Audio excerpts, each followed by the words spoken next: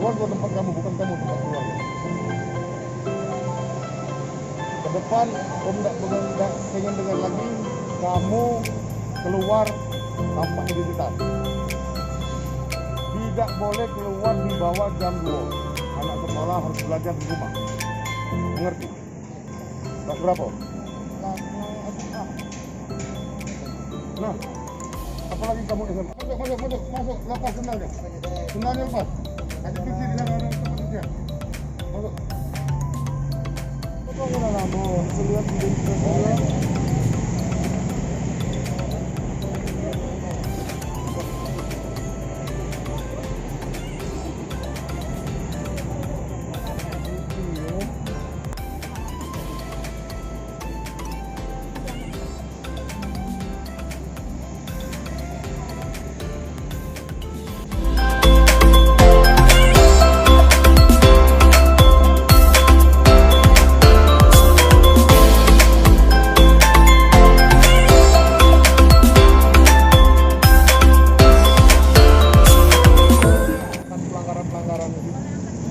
Banyak Pak ya? Rata-rata untuk roda 2 itu yang tidak satu KTP tidak sekeluarga.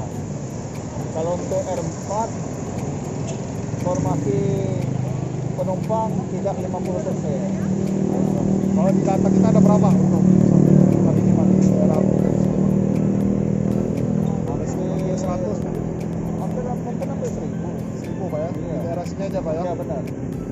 Jadi kita khusus tugas dari checkpoint di sini ya Pak ya? Ya, benar. Jalannya Pak?